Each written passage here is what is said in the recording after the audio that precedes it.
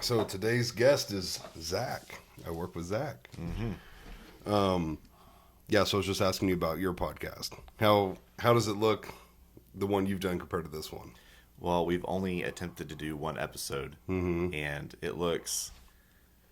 Well, this is actually you have more decor than we do. We just have a table, and we do have two cameras, and we have the light back here, Yeah. but we're still trying to figure things out. What do you mean the light back here? The light is you have the table right here. We have our light actually below the table, and it's kind of like shining up on a wall. And we have a couple cameras over there. Okay. But I don't know if that's gonna be how we stick with it. Well, It's you just- also said you have a producer type guy. yeah, Yeah, which he probably knows what he's doing. So that would make a big difference because I don't. All of my stuff's been learning. he feels like he's experimenting and just kind of failing forward the whole way too. So Probably, yeah, because he's never done one. He's just kind of right, knows he that- really wants to, and he's good at that stuff generally. He runs sound at our church and that kind of thing, but Right. yeah, he has no experience with podcasts. Yeah, I mean, you've watched. How many of these have you watched of mine?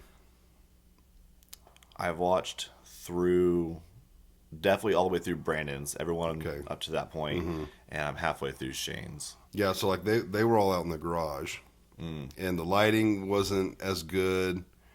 Like I had the glare from the windows that was messing things up, but I can't remember who it was. Maybe Smith or Max, but someone was like, "Why don't you just try the ring light with no lights on?" And I was like, "Well, it feels kind of dark, but it doesn't look dark like Yeah, when you're that filming." looks beautiful. So I was like, "Okay, we'll try that." And then my brother-in-law lived with us for a little bit, and he was in here, but he's since moved out. So I was like, "I'm gonna go into the There you room." go. Yeah.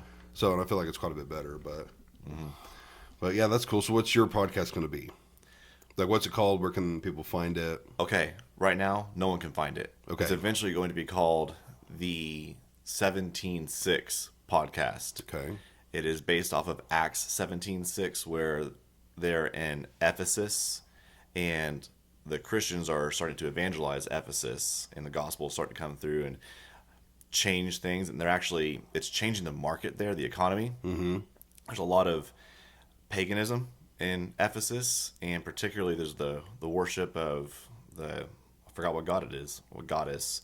But anyways, there's people who create the idols, and there's a market for creating idols. So when the Christians come in and they start saying you shouldn't worship idols, It's affecting business. it's affecting business. So the people who are opposed to this say you guys got to watch out for these Christians because they're turning the whole world upside down. Right. They're messing things up for the rest of us. Right. And while that was an accusation against the Christians, we Christians were like, yeah, we Right. are turning the world upside down. That's right. That's what we're trying to do. Yeah. Right. So we Okay. decided to just go ahead and kind of like how the early Christians originally Christian was an insult, but that turning the world upside down was originally an insult, but we've embraced it. Like, yeah, Right. that's what we're doing.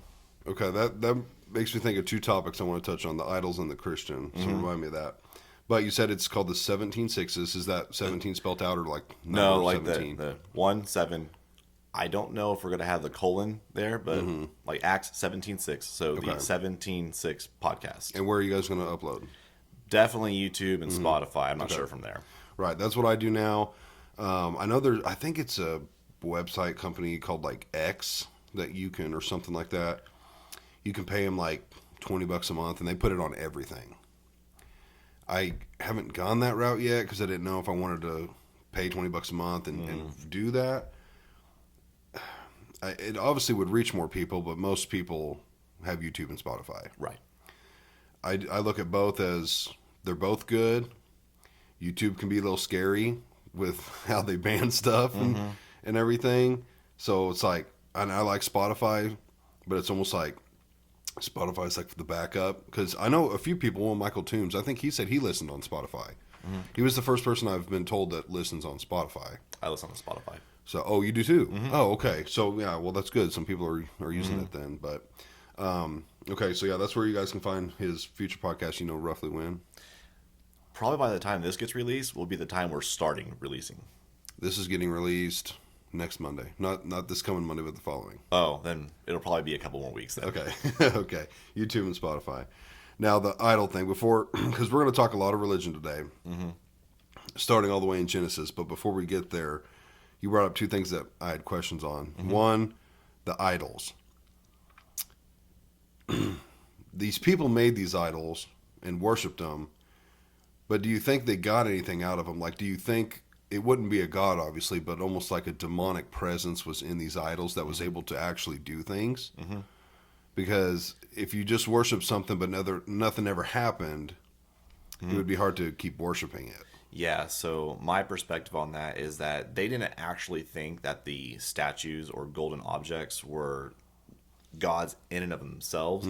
They believed that it was an image of a spiritual being. And yes, I think that generally speaking, there is an actual spirit being behind each of the different gods. And I would equate it to something of the effect of a demon. Right. So there is legitimately a demon named Zeus that can legitimately do things. Right. Because they do have some kind of power. They're Yeah. able to do Yeah. something. Yeah, I think that's going back to the Exodus story. That's some of the significance of the exact plagues that Yahweh, the God of the Bible, that he actually inflicts on Egypt as he's showing up their gods. Yes, because that also makes me think of when Moses was with the Pharaoh and he threw down his staff and it became a snake and it swallowed up the other snakes. I was like, wait a minute, how were those guys must have been doing that almost through a demonic way, because it said that they also threw down their staffs and they became snakes. Right, so a lot of people take that and they believe that the Egyptian magicians were faking things, but I think that's because they have an anti-supernatural bias. The Bible doesn't say that they were faking it. No. Like, they were actually doing supernatural things Right. through the power of other gods that weren't Yahweh. They weren't as powerful as Yahweh, as the whole Exodus story demonstrates. Right. But the only thing I think of when you would say other gods is it couldn't be another god. It would just be like a demon or Satan or something like that. Yeah, it depends on how you define God or gods. But the way that a lot of times it's explained is that there are little g gods. So for instance, the first commandment, you shall not have any other gods before me, seems to imply that there are other gods, but not in the sense of uncreated, all-powerful, all-knowing beings. That's reserved for the one true God. So I mean, in your opinion, would there be other like little gods? Yeah, I would just call things like angels and demons little g gods. Okay. Because that's where my mind would go. Is Yeah. When they're doing that type of stuff, it's almost like a satanic.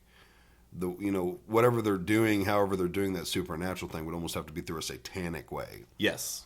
Yeah. Okay. So I'm not saying anything different conceptually than what most Christians believe, and they believe in angels and demons. I'm Right. just taking language that seems to be in the Bible and applying it to that same concept. Okay. And then back to the Christian thing. When did the term Christians start? Because before it was just Jews, Gentiles, stuff like when did the term Right. Christian really start? Off the top of my head, I think it's around Acts 13 thereabout. Okay. But it records it. It was, like I said, it was a term of mockery. Just because Christians literally means little Christs. They're following the Christ. But yeah, so it was really early into the church history. Okay. But so there wouldn't. I mean, there's no general term for everyone that believes then, right? Because you would have like Jews.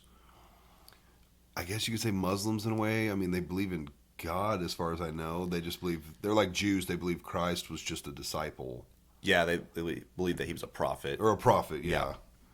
But then there's what we would all consider like a normal Christian. Yeah, you have like just your general theists. They believe in a god of some sort, or they refer to them as followers of the Abrahamic religions. But then the early church, the earliest phrase I believe that they had was, "We were followers of the way." Jesus said, "I am the way, the truth, and the life." Yeah, Right. So they considered themselves followers of the way, but gradually it got changed to, "We identify as Christians." Now, I mean, it would be my belief and understanding that like an Orthodox Jew, which I believe is the Jew that believes Christ was a prophet, because the unorthodox believes he was the Son.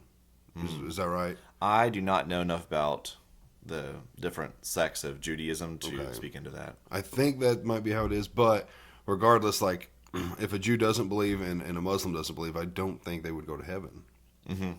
because they don't believe Right. Christ was the Son of God. Correct. Yeah. Right. I totally agree Which with is that. so weird because they're like right there. I mean, they believe in God and everything, and they believe in Christ, but they just I think Jews don't believe because they killed him. So it'd be kind of like, oh yeah, he's the Son, and we did do a really bad thing. Well, there's many Jews who are coming to faith in Christ today, And there are, yeah. yeah. That's, Yeah. And now I don't know how the whole Muslim religion started. I know Muhammad is their Christ-like figure. I don't know hardly anything about it, but Yeah, it'd be a whole different. I know you said Christ-like figure. It'd be a whole different thing though, because he's like their main prophet. Where for Christians, Christ is, yes, he is a prophet, but he's also like the priest side of Christ, that he actually mediates and allows us to go to God the Father. I don't Yeah. believe Muhammad is anything like that in just Islam. a super important prophet to them. Yeah. Right. Okay. Well, yeah, where I wanted to start it, which I've got questions. So if I think of something, Right. I'm gonna be like, hey, I want to know what he knows or thinks, and going all the way back to Genesis and listening all the way up to about Samson right now. From what I've gathered, people back then were just stupid. They were so quick to forget. Like they had what I would call visual faith. They were able to see things like the cloud would come up on the tabernacle and like know God's presence was there. Just different things, and it's like 50 years would go by and they're like, let's worship, this golden calf, and it's just crazy how quick they were to forget and disobey. Yeah. It blows my mind.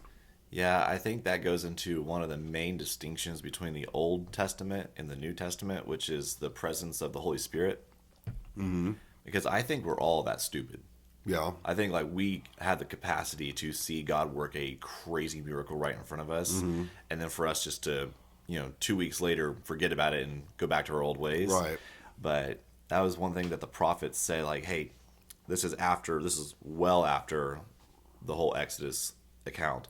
But prophets like Jeremiah and Ezekiel said, hey, there's going to be a day when God is going to send his spirit, and he's going to take out your stubborn hearts, your stubborn spirits, and he's going to put a new one in there that's actually going to cause you to follow the laws of God. Yeah.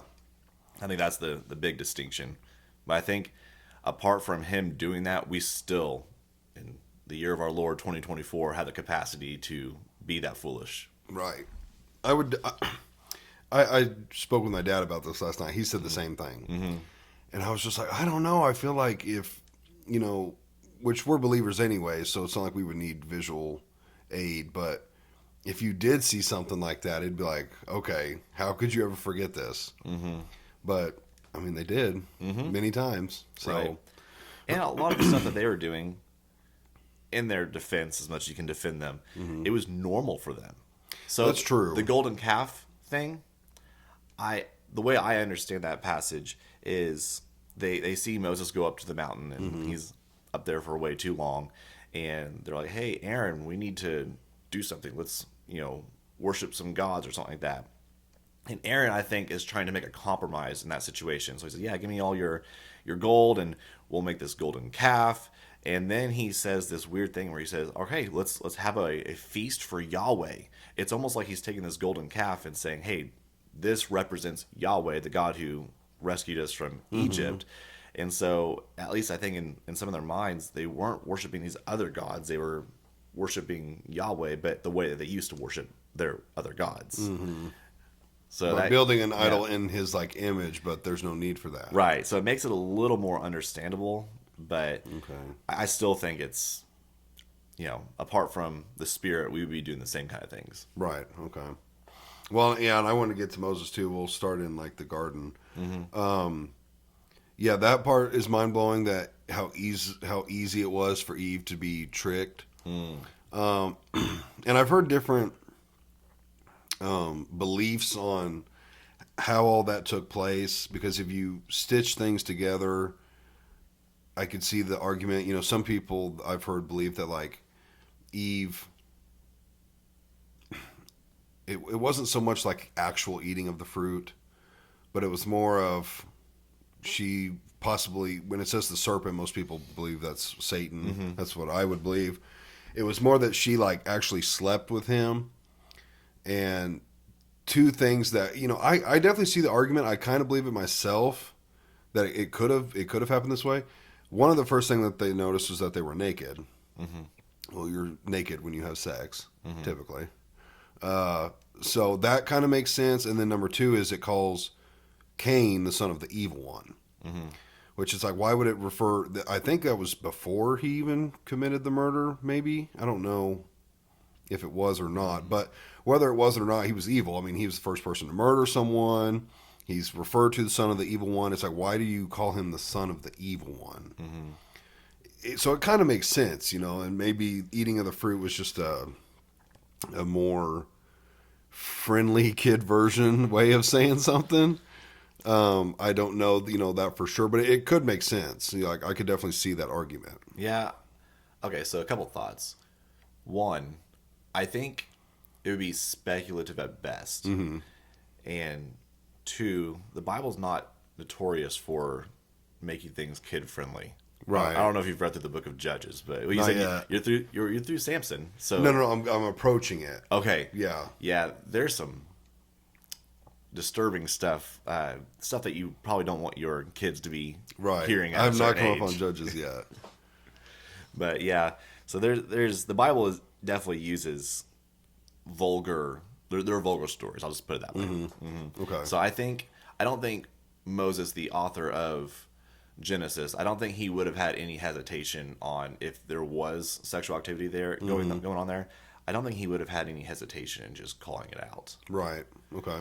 I mean that's my, especially because all surrounding that passage, it talks about the fact that Adam slept with Eve and all those things going on. So that's my opinion on it. Right. Okay. Yeah. I mean, I could see it being both ways. You know, of course, it is speculative, but you put a few things together. It's like, okay, that makes sense. And another thing, like you always see the drawings of Adam and Eve, and they typically have like fruit, you know, covering them. Yeah. So it's like, and it says, you know, eat of the fruit. So it's like, I don't know, you know, it just, I could see it being something that happened, but that was always interesting. But then I had another question. I want to say Max is the one who answered it for me, and I thought it made sense because it speaks about when they were thrown out of the Garden of Eden, that he placed a cherub there with the flaming sword. And I was like, well, if that happened, where is it? Where is it today? Matt, I think it was Max. His answer was, well, it was destroyed in the flood. So, that makes a lot of sense. That's possible. You have thoughts on it? I don't have a whole lot of thoughts. Again, I try not to get too much into the speculative stuff. The way I look at it is the Bible has a lot there that's like there that I Right. still have to figure out, like let alone the more ideating side of it, Right. the more creative side of it. But that theory, I guess, makes sense to me. So I'm not opposed to that idea. I think I'd probably land somewhere, and I'm just gonna stay on the fence on it. Right. Like, we'll find out. See, I do read between the lines. Like I try and, you know, I don't want to just twist it and come up with my own concept, Right. but I definitely like, okay, what could they be talking about here? What could have happened? I enjoy doing that and trying to figure it out. I personally was like, yeah, that does make sense because, I mean, if it was still here, someone would have found it by now, and that'd be pretty big proof that God exists if there was Right. a giant angel with a flaming sword just standing somewhere. Right. So, If I were to shoot from the hip, I'd probably go with Max's theory. yeah, it made sense to me. It definitely made sense. Let's see, what's pretty much right after that? I mean, you know, you've got Cain and Abel. Oh, again, and I feel like it doesn't really give an answer, but after Cain kills Abel and God tells him, you know, he's going to banish him to walk the earth or whatever and mark him, what do people think he meant by, I'm going to put a mark on you? Yeah, that's I a really mean- good question. My mind goes to there's three other times when some kind of mark gets put on someone or a large group of people. And the most common one, here's a good segue into Revelation, but Revelation with the mark of the beast. And you have the people who are sealed by God beforehand. So there's some kind of identification, whatever that, I mean, we're still arguing over what the mark of the beast is now, you know what I'm saying? So As far as for the Antichrist or for the people that take it? for the people who take it, Okay. what that looks like and that kind of thing is still I think highly it's just debated. a chip in your hand Yeah. to buy and sell and, you know, like do whatever. Right. So there's debate there, but there's whatever it is. There's some kind of clear marker that this person is reserved for this purpose. Right. So So it's kind of hard to say what yeah, that would have it looked really like. is. Yeah. Seeing that kind of stink, like I just like knowing that stuff. So it's like, what could it have been? What could he have done to him or made him look like or marked him with? Like, what was that? But Right. I guess we'll get that answer later if it's important to Yeah. us. That phrase "mark." There are two other examples of people being marked, and this is almost definitely not the same marking, but people that were in the old covenant were marked with males that were in the old covenant were marked with circumcision. So that's another mark. Then in the new covenant, it's baptism. Yeah, that's that's another, the circumcision. That's it's been brought up so much, you know, and they're doing it to like grown men and stuff. It's like it would have really taken some big cojones, you know, Yeah. back then with their unsterile equipment. Yeah, And- one of the most awkward stories I think is when Moses and I forgot her name, but his wife, they are traveling. So they've been. This is after he's already killed the Egyptian and he's been over here for 40 years and he's traveling back to Egypt at this point. So he's been called back to Egypt and he's traveling there with his wife. And they decide to circumcise Moses' son. But it says that the mother circumcised him. But if you look at the age, he was a full-grown man. Right. Yeah. What that'd an be- awkward story. Yeah, it'd be kind of awkward. It was definitely different back then, for sure. But I just don't know how they would have done that. Because I mean, I don't know. Would they have had iron by then, or are they using like? Yeah. Okay, they would have had Yeah. iron, but that's not Beginning a of the surgical Iron Age. blade. Right. Ugh, yeah, that'd be tough. I guess you did what you had to do, but that'd be very tough. Right.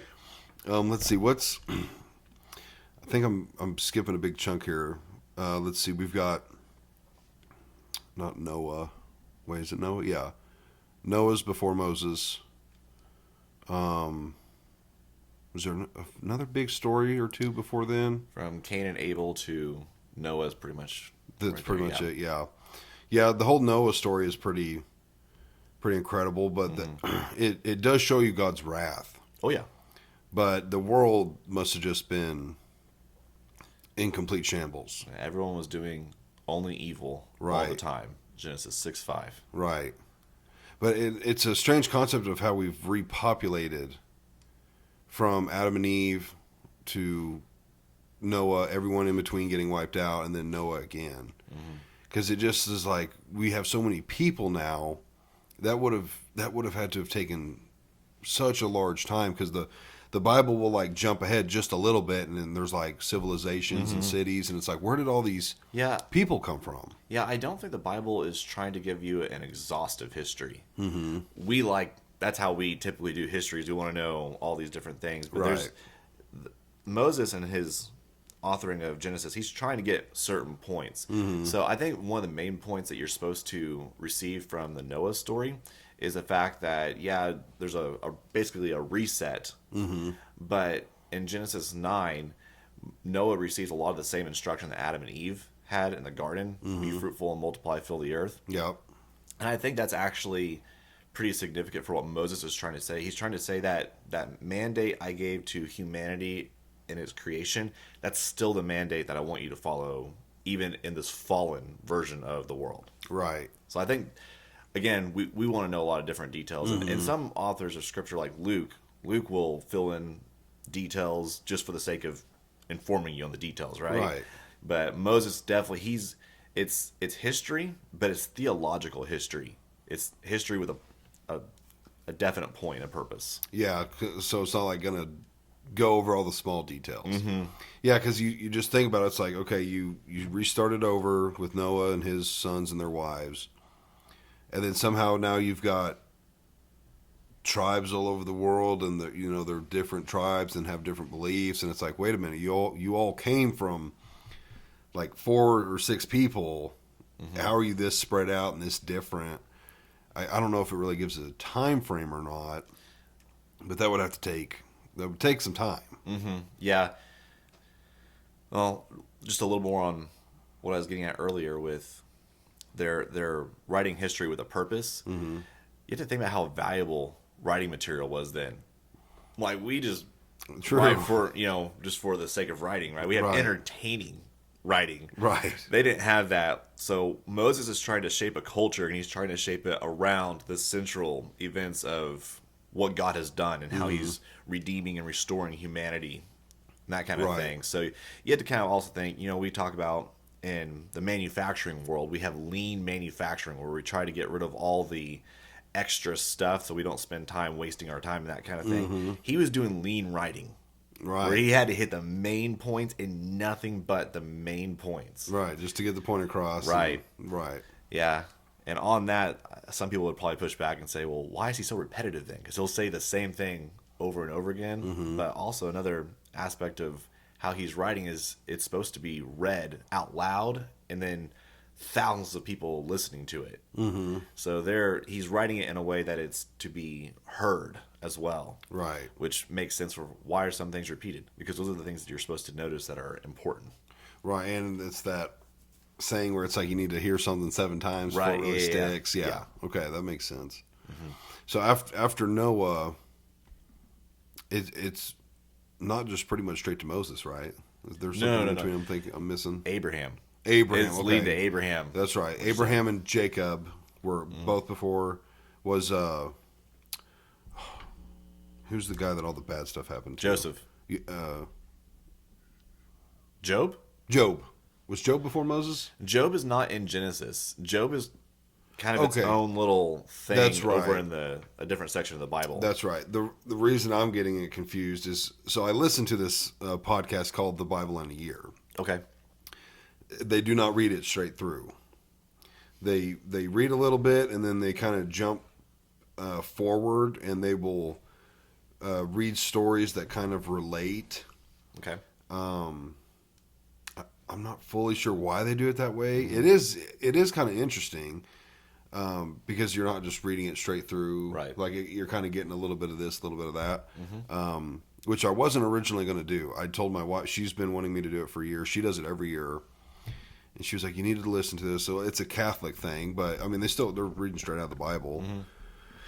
I was like, I don't know. I kind of just want to read it straight through, but I couldn't find anything with a voice I wanted to listen to all day. They were really annoying. So I was like, okay, I'll give this guy a try, and yeah, I really like it. So okay, yeah. So I've done the Job thing, but I guess that's because we jumped forward. And Job, we're not sure where he lands chronologically, but I think from my tiny bit of research that I've done on Job, the one that makes the most sense is he's around the time of Jacob. That's kind of how they've read it. Yeah, in my podcast, because he's like supposed to be as in what little research I've done, one of the first kings of Edom. So he would have been after Esau, because Edom comes from Esau.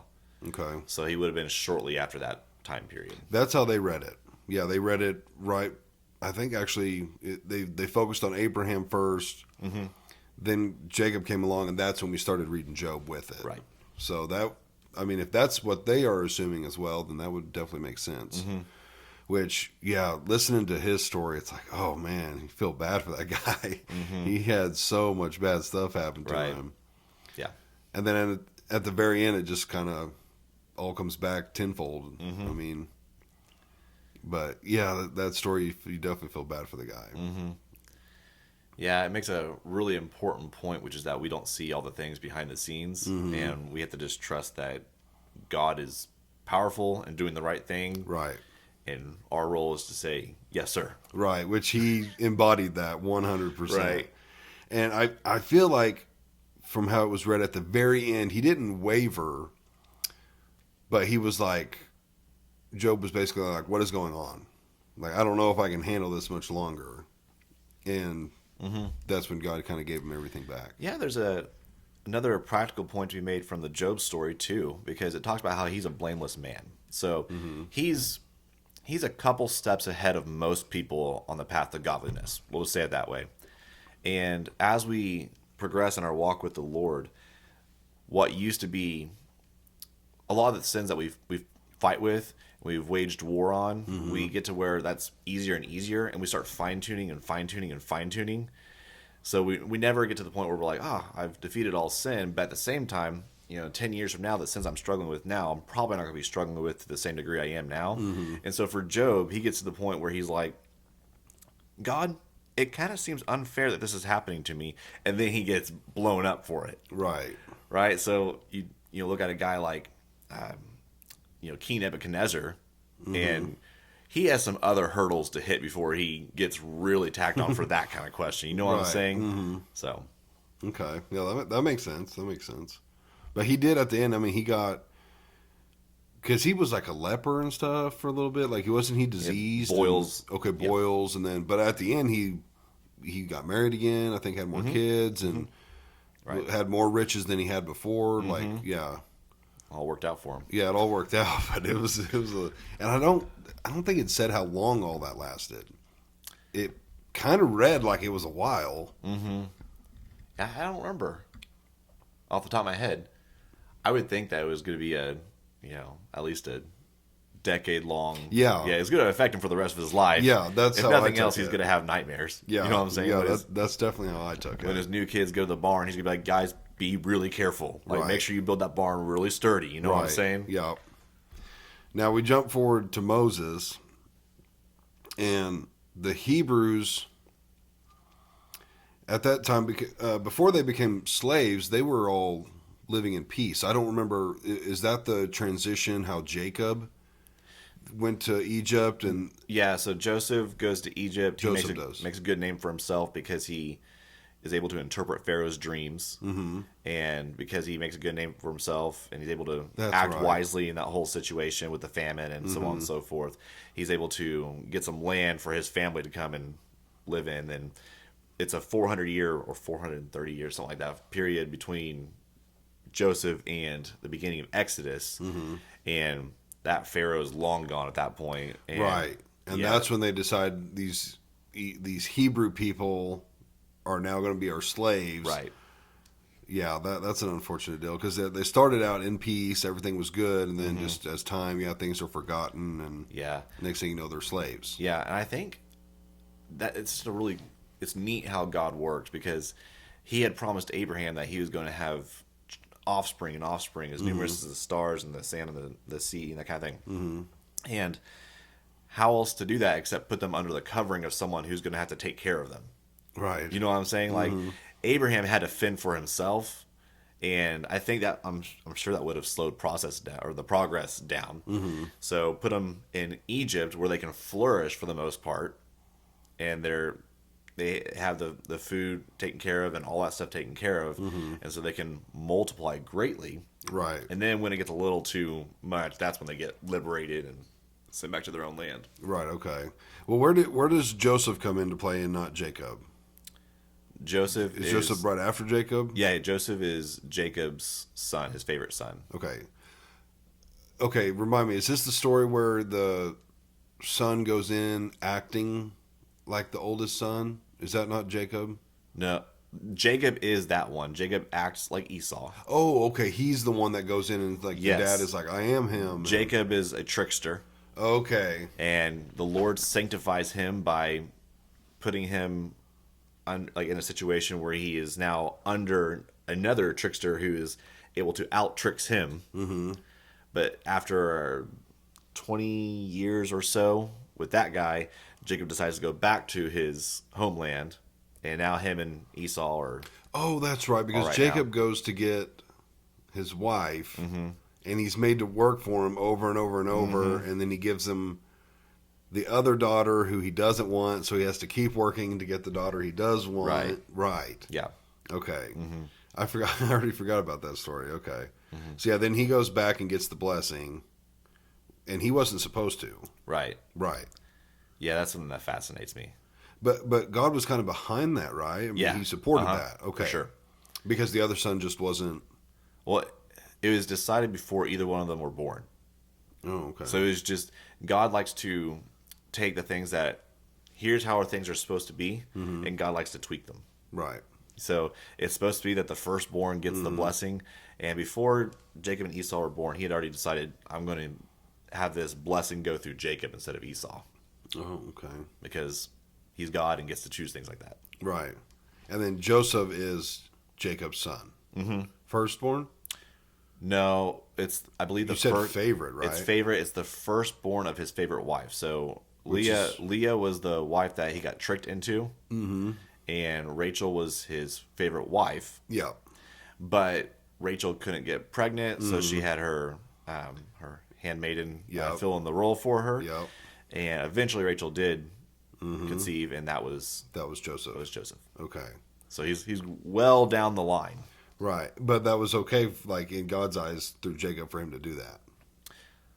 So a lot of times, what God's plan is not exactly what He like approves of, like what He morally approves of. So, for instance, the way that Jacob went about getting the blessing was deceitful, and God would not have supported the deceit, which is why He ended up, having him serve underneath another person who was deceitful and learn his lesson through that. Right. So does that make sense? That okay, there's a plan and then like a moral approval, and they're Right. not necessarily always the same thing. Right. That does make sense. Yeah, you mentioned Rachel letting her handmaid. That was so widely discussed in the Old Testament how there would be multiple wives. Was that a sin at the time? Ooh, man, that's a fun discussion. Because it's so widely talked about, and it's Right. almost talked about in a way of just like that, like normalcy. Like, she couldn't get pregnant, so she offered up her handmaid. Right. And it's like, whoa, that's like cheating. That'd Right. be a sin nowadays. Yeah, I don't think there's ever any kind of approval on concubines or like second class wives or fill-ins or anything like that. Right. But that's a separate issue than having multiple wives, because the law actually it doesn't merely allow for multiple wives; it actually commands multiple wives in certain cases. So, for instance, if a two brothers they're both married and one brother dies, the other leftover brother is supposed to take that brother's wife. Right. Now, that's practical though, because she's going to be less valuable in the eyes of most of the younger men, and she has no way of taking care of herself. So the brother is supposed to be taking care of her and Right. making sure that she has sons in the name of the deceased brother. Right. So definitely, and this is a controversial take. I'll just go ahead and say it though, but Yeah. definitely, we can't go so far as to say that it's sinful or wicked polygamy because of that. Otherwise, God would have commanded sin in the laws of Moses, which is we can't go that direction. But we definitely don't see, I'm aware of any approval of the concubine thing. So I would say, But no disapproval. off the top of my head, I can't think of that. But there's But also different times, because if he was wanting the people to flourish, I mean, one dude could. It's like cattle. You can have a lot of heifers and cows. You only need a couple bulls. right, yeah, So it's the same principle with people. I mean, if there's a lot more women, well, one dude can have multiple offspring with multiple women. right. Also, the fact that it would have been his responsibility to be the protector and that kind of thing. So men were more likely to die in that kind of thing. So probably the population reflected that as well. Oh, right, definitely more women than men. So That would make sense best too. best way to take care of all the ladies is To have multiple. Yeah. It's different than nowadays, Right. But it does. It speaks about it so many times. Yeah, it is worth noting though that it's never, as it's presented, it never seems to be an easy thing. Like the Rachel and Leah thing, there is a lot of stress that goes into that. It is not an easy thing for Jacob to wrestle through, as he has 4 ladies who are mothers to his children. Right. It's a constant pain in his side. It's 4 times the headache. Yeah. So I can't go so far as to say that it's sinful, but definitely stressful. Well, and someone else, I know the story, vaguely because I've heard it growing up, but I haven't read it just yet. But is it Solomon that had all the wives and concubines? Okay. He had I don't remember the numbers, 400 wives and 800 concubines or something like that, crazy. Yeah. But it was just stated, and it wasn't oh, that's a real bad thing from what I remember. It was just stated. It was definitely a real bad thing. Oh, it was a real bad thing. Okay. Now it's not as explicit as in the I believe it's First Kings where that happens. Mm-hmm. It doesn't say it in First Kings necessarily, but there's a passage in Deuteronomy 18 that has 17 that has the laws for a king. And it's hey, don't go get horses from Egypt. Don't collect a lot of wealth. Don't have a lot of wives. And then you read First Kings, and it's Solomon went and got horses from Egypt. Solomon had a lot of wives, and he had a lot of wealth. But now this is crossed into New Testament, right? Deuteronomy. Did I say that right? Deuteronomy. Yeah. Crossing in. That's New Testament, right? No, that's old. That's the 5th book. That's not New Testament? Nah, it's part of the first 5 books. You have Genesis, Exodus, Leviticus, Numbers, Deuteronomy. Oh, wow. I'm singing the song wrong in my head. Matthew, Mark, Luke, and John. What comes after John? Acts. That's not how I was singing it in my head. Okay, yeah, that's my bad. Okay, so that is still Old Testament. Well, right, yeah. I don't know. I was going to say if that's New Testament, maybe that's when it was declared sinful, but no, that's Old Testament. So right. So yeah, for sure. One of the things that the author of First Kings is highlighting is how Solomon is going down a bad path. Okay. And he definitely has that Deuteronomy 17 passage in mind. And is he the one that starts bad but ends good, or does he start good, end bad? Yeah, that one. Yeah, that's most of the stories, I feel like. Yeah, that's actually a pretty frequent pattern, I guess. Yeah. Right, they end bad. Right. One story I'm looking forward to, I can't remember the story or which book it's in, but it's he's on his deathbed and he's scared of dying, and he prays for God to give him more time or something. Oh, yeah. It's Hezekiah. Okay. I'm I've 95% sure. I could be wrong. Fact check on that. He gives him 15 more years or something, and I've only heard it a couple times, but not enough in detail to know it very well. But I look forward to that story coming up. Right. That seems cool. But okay, so we're up to Joseph, who this is when, because Moses and Joseph are together. No. Okay, 400-year divide. Okay. Who was the guy that helped Moses speak? Aaron. Okay, I don't know why I'm confusing these names. So we go from Joseph at the beginning with the good relationship. Yeah. He then, of course, dies, and then 400 years later, we're into slavery, and now Moses is born. Right. And at the time, they were killing all the Hebrew male babies? Yes. Okay, that's what I thought. So all the males were dying. But he, of course, his mother couldn't have that, so put him down the river. Right. How was he allowed?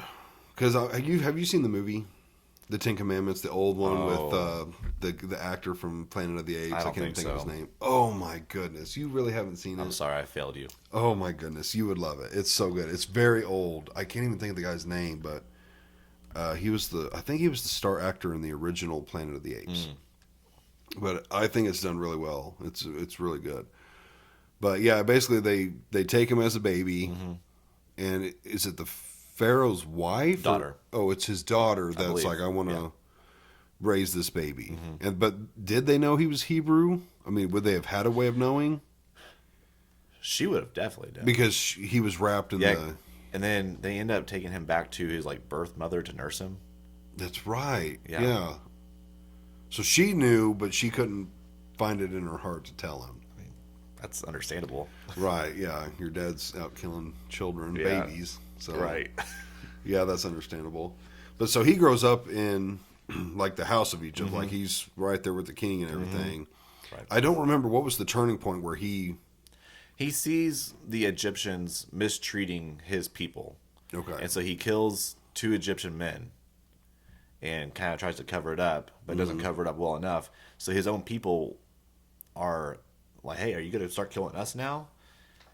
And His own people. yeah, yeah, Huh. and we had to speculate on what's going on there exactly. But that was enough for him to be like, "Crap, I made a mistake. I got to get out of here." And so he heads out for 40 years. Wait, he left before he gets all the people out? Yeah, I don't even remember this. yeah. So I believe he lives to be like 120. So Right. he's He maxed out. yeah, he lives 40 years in Egypt, lives 40 years outside of Egypt, and then comes back to Egypt and rescues his people and lives 40 years in the wilderness. Okay, I don't even recall this. So he left just to get away from it because he had done something bad. Right, And so none of the plagues happened at this point. Okay. right.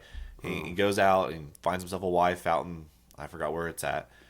Finds himself a wife. He starts a family, and that's where he's being a shepherd at this point, and he comes across the burning bush. Okay. Wow, this is so out of order for me. I didn't think that's how it happened. Yeah, and another critical thing is because he got married and started a family, he now has a father-in-law, Jethro, who ends up being really important later on in the story. I don't remember this either. And sometimes I find myself, and I'll shut it off if this happens, but I listen to it while I'm at work. And if I'm just really focused on my work or whatever I'm doing, and I'm like, oh crap, it's been on for like 15 minutes, and I wasn't hearing what it was saying. I'll Right. just shut it off. Yeah, And that could have been it's one of possible, those but times. hey, if you listen to 2 hours of the Bible on audio and you only retain 15% of it, then you're 15% better off. Right. Yeah, that's absolutely true. So- and I think it'll be a thing I do probably every year. Yeah, So, because I do enjoy it. But yeah, that's easily what could have happened. You're like, oh, Right. 15, 30 minutes have passed by, and you're hearing it, but you're not retaining anything. right. That's very well what could have happened. But okay, so he lives there for 40, leaves for 40, comes back, and then that's when he starts doing all the, I don't know if you'd say miracles, but like bringing on the plagues Yeah, and the stuff. signs, yeah. wonders, miracles. Yeah. that's Okay. those So are he the words starts that are doing all used. that. And the last one was the son. Is right? The son, his boy, That's- the Pharaoh's yeah, boy yes, dies. yes, the firstborn. And that was considered the last miracle. That's the last plague. Or plague, yeah. I Yeah, wouldn't say miracle. There's 10 plagues. Right, okay. That's the 10th one. That's the 10th one. Okay, there was the frogs, there was that The one. locust. The locust. Blacking out of the sun. Okay, yeah, the sun. River of blood. River blood. Oh, yeah, where the Nile's turned to, yeah. the Nile turns to blood, okay. Was the Passover one of them? The Passover was right before the 10th plague. Okay, right before. Yeah, because God says, hey, so things are about to go down, and they're going to be, like, you're no longer going to need permission. They're going to be trying to scoot you out of here. Right, they're going to want So, you gone. yeah, so make a quick dinner. You don't have time to prepare. Like, make this thing quick. That's the Passover. I definitely wonder what that would have looked like. You know, because what do they say? Is it called the angel of death? Or what? Okay, Yeah. the angel of death. Right. I wonder what that would have looked like, you know, as it was going through. You know, because I bet it wasn't bloody or gory or anything. No, I it don't was think just so. taking their souls. I don't know Yeah. what it would have looked like. Yeah. But it probably would have been very scary. Oh, yeah. Very scary. I mean, I haven't watched a lot of the movies and that kind of thing, but I imagine you would have been hearing stuff more than seeing stuff. That's what you hear in the movie. It's a very old movie, but I think they even at one point show like someone running down the streets and they're like looking back and they scream and you're just hearing like off in the distance people screaming while they're sitting there eating their dinner and they're all Right. kind of scared and kind of quiet. But yeah, that would have been very scary. What were the other? Let's see. There's 5 more. What were the other ones? Of the plagues, or Yeah. I don't know if I can remember all of them off the top of my head. I can't really remember more than that. The throwing the staff down, that wasn't one. That was No. just a demonstration. Yeah. Yeah. Yeah, little foreshadowing. Yeah. Yeah, I can't remember all the other ones, but it's like, again, the people that were experiencing all that, just a short few years later with the calf incident again, it's like, how do you forget? Yeah, it's not even years. Yeah, it's not very long. It's like maybe weeks. Yeah, it's Not very long. It's very short. It's like, how do you quickly forget all of that stuff that happened? It just blows my mind. Right. But I see what you're saying, where it's like, well, we're kind of that stupid nowadays too. But it's like, well, at the same time, it's like, are we? Because we don't get to see any of that stuff, and people still believe. Yeah. Well, here's another consideration as well. So they're making this golden calf as an idol, and then Aaron's having the feast for Yahweh, but they haven't seen the 10 Commandments written in stone yet. True. And how long was he up there for? I thought it was like 10 days, but Dad thought it was 40 days. It's 40. Damn it. I was wrong. Okay, so it was 40 days. Because I thought if it was only 10, I was like, that's absurd that they Right, couldn't yeah. wait 10 days. Okay, 40 days, that's still not that long. But they haven't seen the second commandment articulated yet, as far as we know. Mm-hmm. So, And the tabernacle hadn't been built. No. This is all after. Okay, that's right. Oh, gosh, what was I just had a question about Moses. I think it was about Moses. Oh, yes. This incident to me was crazy because when he's up on the mountain, I think it's Aaron that comes up and is like, hey, they're worshiping this calf. Things are like out of control down here. And God was like, they're going to feel my wrath. Mm-hmm. And Moses had to remind him, you told Jacob you would no longer do this to your people. You wouldn't kill your people. Mm-hmm. And when it said that, I was listening good. Luckily, I was listening. I was like, that's crazy that a man had to remind God his basically promise to Jacob that he wouldn't kill his people anymore. I thought that was very interesting. Yes. And again, I'm someone who's strong enough in my faith that I like questioning things. I wouldn't discuss that kind of stuff with like a new believer and kind of put doubt in them. But it's weird when it's like, why? How would a man have to remind God what he said? Right. It doesn't make sense to me. Yeah, so that's not an isolated case where we see that God is he wants people to pray to him and request and that kind of thing. And one of the best ways to pray is to hold on to his promises. So hey, you promised that you're going to make Abraham as numerous as the stars in the heaven and the sand, and here we are. Right. So I don't think it's an actual deviation in God's plan. I think he was working things out so Moses would make the right petition before him. Right. But yeah, that's from our vantage point, it looks like God is going this direction, and then we're going to make a request, and he's going to shift and go this direction instead. Yeah, it's kind of crazy, isn't it? Yeah, it definitely caught my attention when that happened. But, God was like, okay, I'm going to chill. I'm not going to kill everyone. But then Moses gets down there and does. Not everyone, but I think it says you're going to feel my wrath. Moses speaking. And I think it was everyone that was still a staunch believer. It was like, pick up your weapons, and they killed like 3,000 or something more like that. people. Yeah. So I was like, oh, well, God said don't kill anyone. And then Moses went down there and basically killed like a good amount of people. Right. So I thought that was really interesting how the beginning of that played out with God having to basically be reminded what he said. And then Moses getting down there and like, oh, no, I'm still killing people. Yeah. That's one of those things that, because I love theology, and that means that I love to be articulate and know what I'm trying to say and that kind of thing. And this is one of those things that if I were the one writing the Bible, I wouldn't have written it like that. How would you have written it? I wouldn't have made it seem like God needed to be reminded. But yeah, it's weird. But it's very weird. I believe that in his wisdom, he wrote it like that for some reason. True. So I need to change my thinking on that kind of thing. Right. And I haven't quite landed the plane, and the dust hasn't quite settled on, for me in my mind, like, why is it written like that? It hasn't quite settled for me yet, but I know that my queasiness when it comes to those kinds of passages, the problem's in me. Like, I'm the one who I don't quite understand something well enough. Right.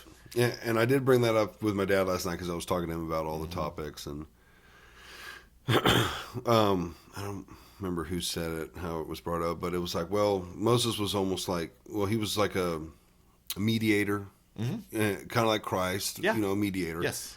And I was like, it's almost like God needed Christ to do what he did to come to earth to die for our sins and all that, to almost have more of a relation on a human level, because it's like I mean, he's all knowing. It's not like he doesn't know and understand, but when his own son was down here with everyone in the flesh, suffering like everyone else would have, and way more at the very end, of course, it's like, okay, I'm a little more understanding now of how these people think and feel and act and why they do the things they do. And Christ is like, well, I've been, he could be like, I've been in their shoes. I've literally walked with them in the flesh, and it just seems like it's almost like Christ almost made him have like a softer heart, or maybe more understanding. I don't know if that's a good way to put it, because he is all knowing and understanding and all that, but yeah, it's Old Testament God just seems very angry a lot, like with the people. They anger him a lot, which is understandable because they're very dumb. Right.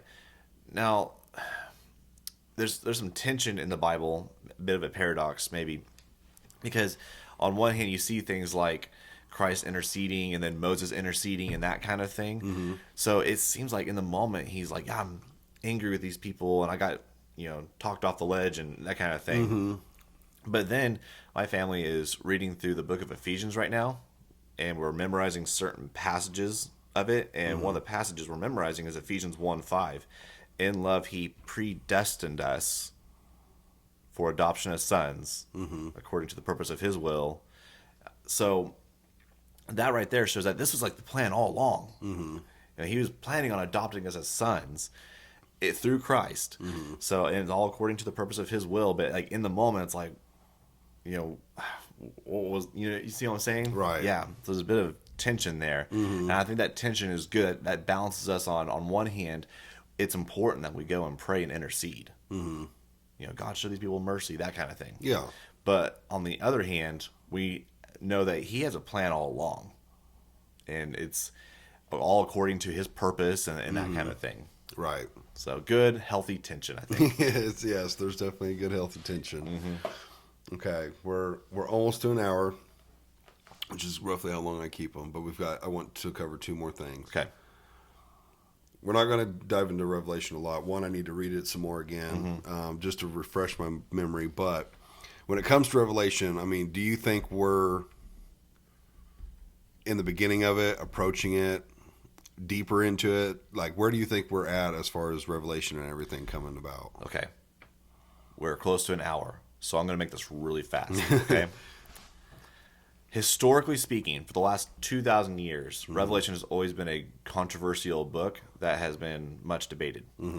And there have been 4 main interpretations of the book of Revelation.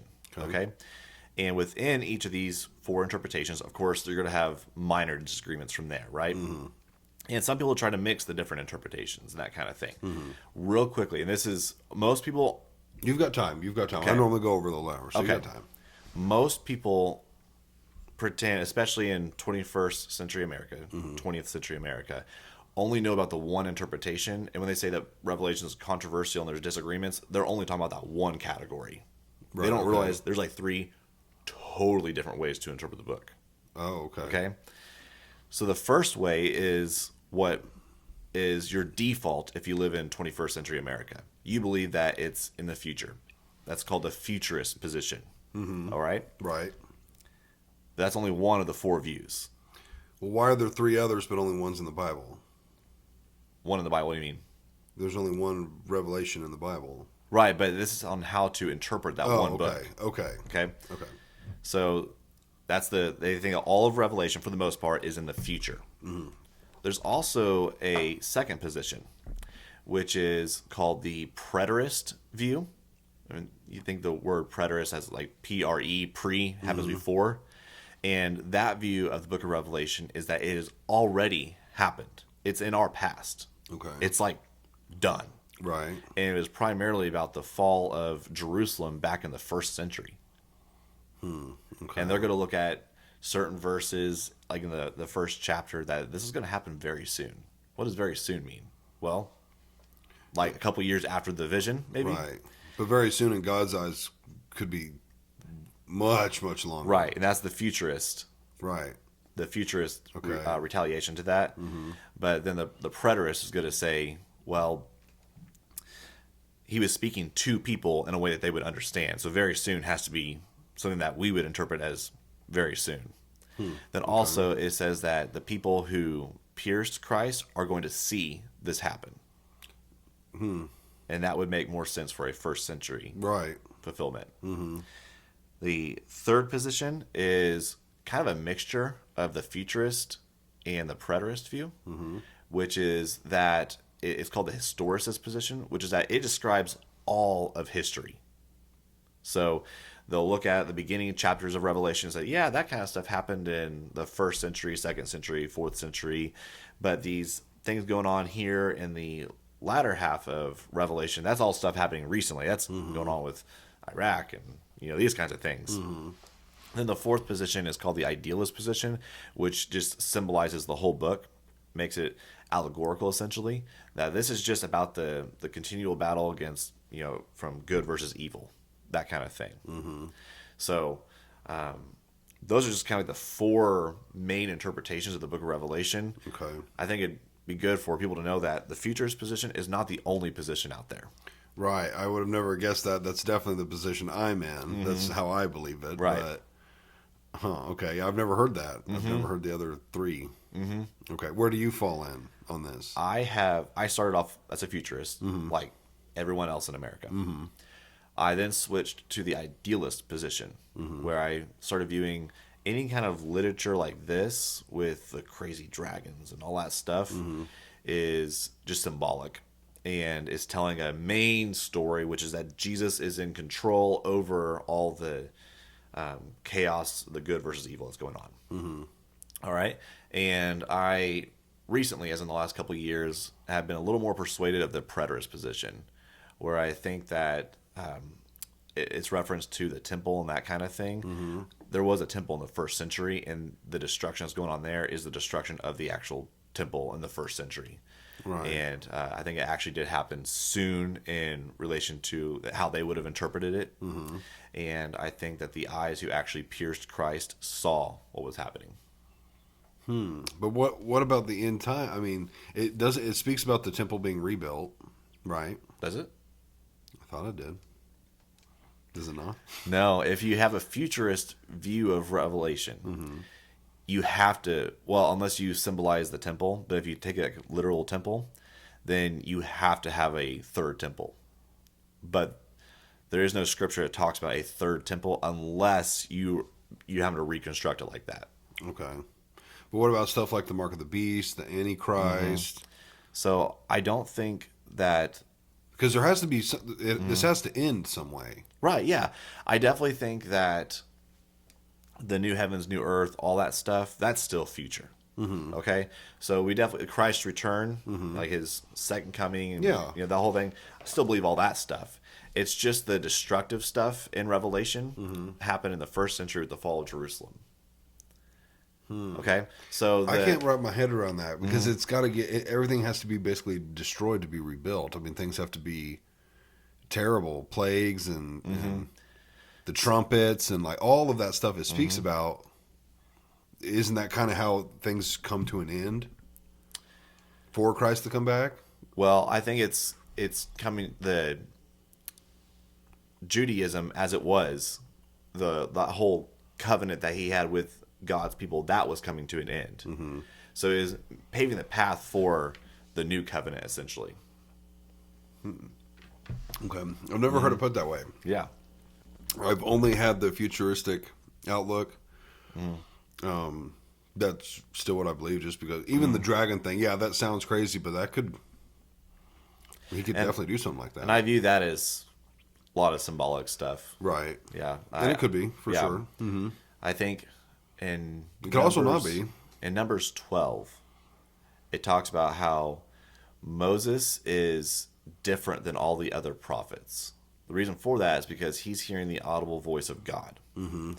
All the other prophets receive dreams and visions. God speaks to them in riddles. So I would view Revelation as a riddle because it's written by a prophet that's not like Moses. This is not stuff that he has heard the audible voice of God on. It's a vision he has received. Did I already ask you what about like the mark and everything? So my perspective on that is that I think it's interesting or noteworthy that the people of God are sealed beforehand. And that happened also in Ezekiel's time, where it says that God's people were sealed. And that was not a physical thing in Ezekiel's time. So I don't think the sealing of God's people in Revelation is physical either. Okay. I think that parallels the mark of the beast. I don't think it's a physical symbol necessarily. I think it's just as God is pouring out judgment there, he's being intentional with who's receiving what. Right. Okay. So he knows who's sealed, who's marked. Okay. I'm gonna want to reread it again, really dive into it, because I thought it also spoke about, I think it was Elijah and Enoch. It talks about two witnesses. Yeah, the two witnesses. Yeah, but or maybe they just people believe that. Yeah. I think there's belief because, again, I need to research it more. But Elijah and Enoch were taken into heaven or Right. something. Yep. Okay. And so it would make sense that they're the two witnesses because they're still alive, if you will. Right. They have their bodies at least or whatever. But yeah, I want to dive into it again because I still think I'd have the futuristic outlook. Right. I think, though, the main point, no matter which interpretation you take, and I think this is really, really critical, is that it's highlighting the sovereignty of Christ. So none of this seeming chaos that's taking place is accidental or out of control. So the whole time, the breaking of the seals, it's Christ who is able to break the seals, Right. and allow all this to unfold. You know, even like the mark of the beast is given authority. Not the mark, Right. the beast is given authority by God. Right. Like all this stuff, and even at one point, God hardens people's hearts and that kind of thing in the book. So what is clear is that even with all that stuff going on, it's still Christ who is on the throne and making all this happen. So the way I look at it is the book of Acts is really about, it's also the same theme that Christ is in control, but it's more visible in Acts. You know, there are sick people and the apostles go around telling them to stop being sick because God is, you know, in control, and they're healed and driving out demons, and thousands of people are coming to the faith and that kind of thing. It's like visible how in control and how Jesus is Lord. He is reigning. He has dominion. All authority on earth and in heaven has been given to him. And you're seeing that very visibly in the book of Acts. But then you look at Revelation and it looks like he is not in control. Right. And it's like the point of Revelation is to show you that he's still in control. Okay. It makes sense to me. But yeah, I definitely look forward to reading it again because I have read it multiple times. But it's been a minute since I've read it last. But so you've seen a couple of them. You know how I end. Have you seen the ending? Are you going to ask me about the who can beat up who thing? Yes. Oh my goodness. I feel weird asking you, but I'm going to ask you. Okay. Thanks, Sam, for that. If me and you were to get into it, who would Okay. win? I mean, I'm smaller than you. You're so nice. I feel bad. bad. I don't want to hurt you. I don't want to hurt you. And if I wanted to, I don't know if I even put all my energy into it. You're a bigger guy than I am, right? That doesn't matter sometimes. So I'm just gonna go ahead and just state that I think you'd take me. I'm going to say I don't think I could hit you, Zach. I'd feel too bad. You know, I You're too appreciate nice. that. You're I too appreciate nice. that. You're a very nice guy. That's I couldn't do it. All right. One thing that did crack me up yesterday at work, real quick, Josh Reed, he was just joking around. He was like shadow boxing. He was like, I ain't never lost a fight. He was talking mad crap, and I was like, you want to?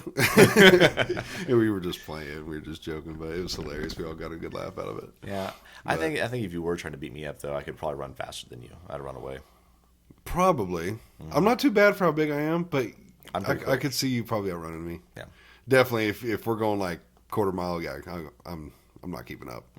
You got like 50 feet before you're after 50 feet, you're in the clear. I mean, that's the whole grizzly thing, right? Right? Yeah, you're in the clear. So, alrighty. Again, the 17.6s. The 17.6 podcast. 17.6 podcast. Okay, YouTube, Spotify. You guys gonna do like Facebook or anything like that to promote? I don't know. We'll probably find something. Okay. Well, yeah, keep your eye out for it, and good luck to you guys on it. Yeah. Thanks for having me on. Absolutely. All right. Thank you, Zach.